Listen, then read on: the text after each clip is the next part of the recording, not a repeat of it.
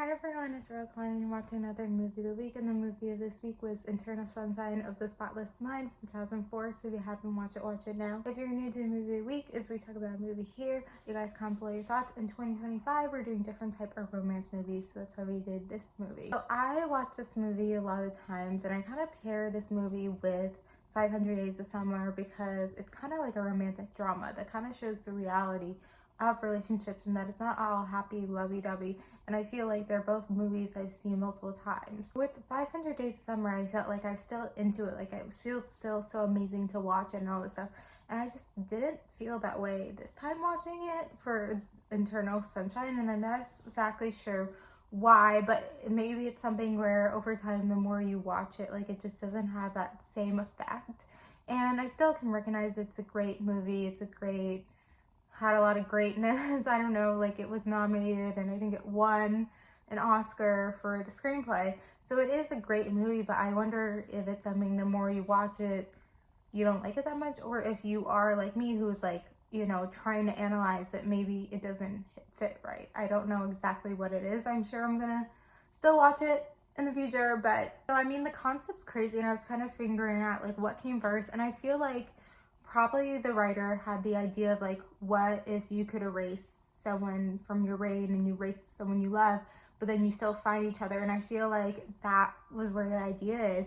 And at the beginning of the first scene, it's them after, you know, the night after he erased his memory, and them reconnecting like literally like the next day. It was kind of insane, but that was the truth. And when you're first watching it, you think, or you know, even not your first time, like you kind of get confused. You think that maybe that's like the first time they actually really meet, and then everything afterwards, like you didn't realize that, like, no, that's not how they first meet. And you know, they say it at one point, he was saying like, oh, we met on the beach at this party, and maybe you were like a little bit confused, like, oh yeah, they kind of met on the beach, but like that is kind of giving away like that's not how they really met the first time. I mean, the concept's insane about like, you know, erasing someone you love's memory, and like the fact that they both did it and they still found each other. So that's what I think kind of irked me about this time watching, is like the side characters, which by the way, amazing cast, but you know, Kristen Dunst, Mark Ruffalo, is happening with them. It kind of is like it just seems so off-putting a little bit. I don't know, like this time it really irked me, like especially when they were like dancing naked in their underwear around him and he's just lying there, because like I understand what they were kind of going for, but who like dances naked in their underwear? Like I think they were stoned, but like still, you know. But I think, you know,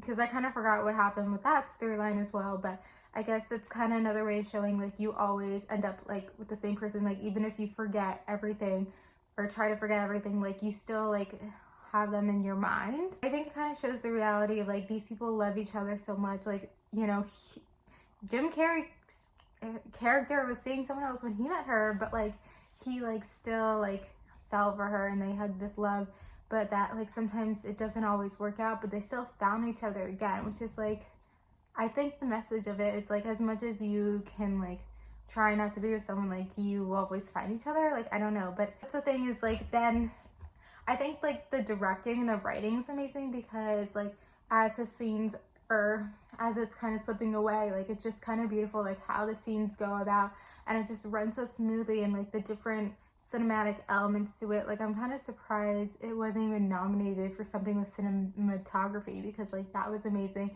And I understand like it is the writing, but like it was also like cinematography, and like it always like gets me when like he's on the frozen lake and he's like looking for her and stuff, and you know, as he's reliving these memories and also starts reliving like the good times, like he doesn't want to let her go and everything.